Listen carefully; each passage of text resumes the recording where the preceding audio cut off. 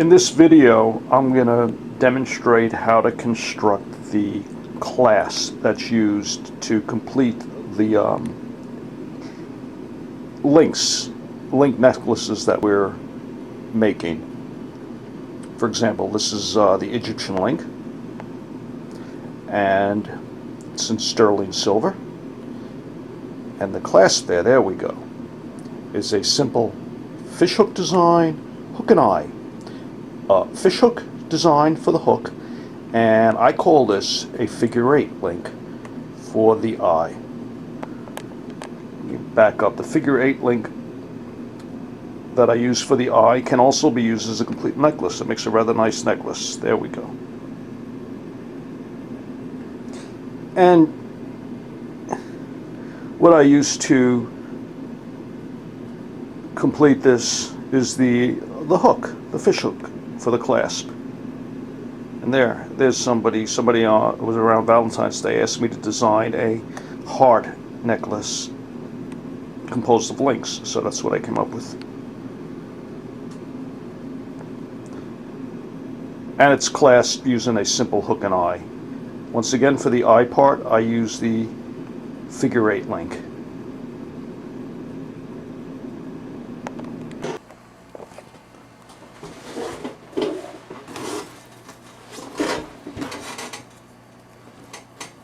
Now I'll demonstrate how to create the basic hook and eye clasp that you see here to complete your necklace. Strong clasp, not coming off. It's good. Okay, we start by cutting to make the hook approximately a 6-inch length of wire.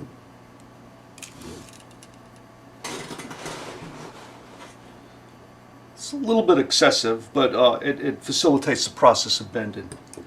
Makes it easy to bend. Now the first thing you want to do is grab the tip of that wire and bend it over to make a rounded tip like that. There. See what that looks like? I'm giving it a good little crimp, making it tight. Then I'll take my round nose pliers, place the wire on the wide part of the round nose plier up against the little bead that I just made, and I'm going to bend the wire around the plier.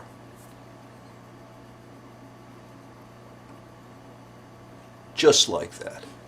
It's very simple. I haven't created that shape.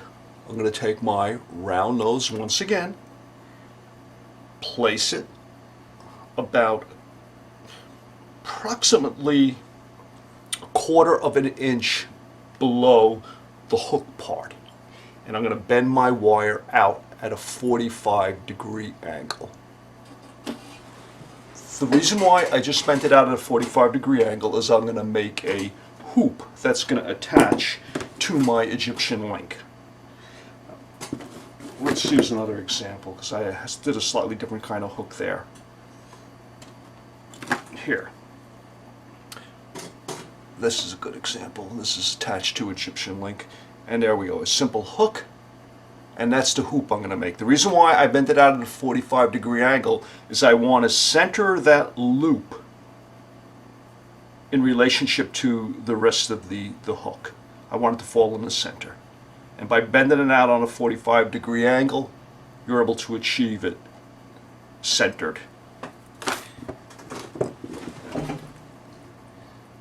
This is what I mean. I'm going to grab it. Now I bent it out. Now I'm going to bend the wire up and around to make my loop. Move my hand out of the way so you can see what I'm doing. Complete the bend. And we have our basic hook.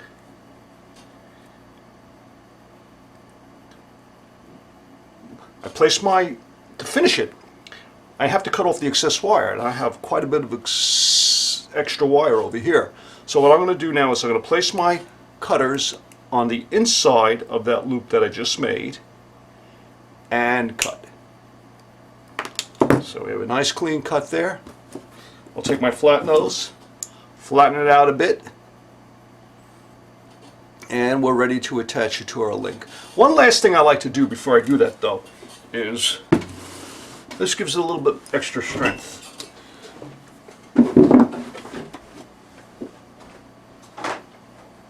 Like to hammer it out a bit.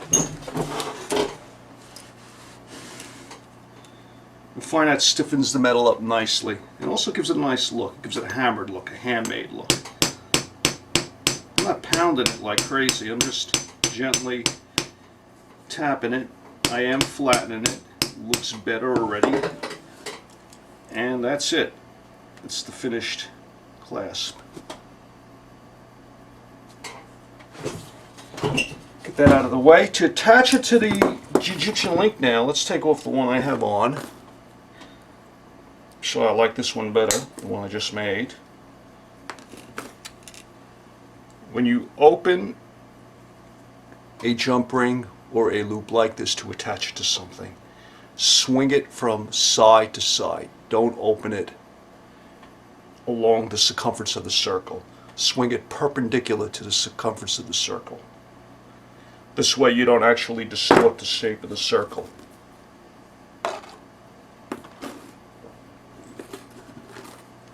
Now this is the side of the Egyptian link that I attach it to. Side with the loop facing up. We'll put it on, close it, and we have the hook part mounted to our Egyptian link. Now the next thing I want to do is I want to show you how to attach the figure 8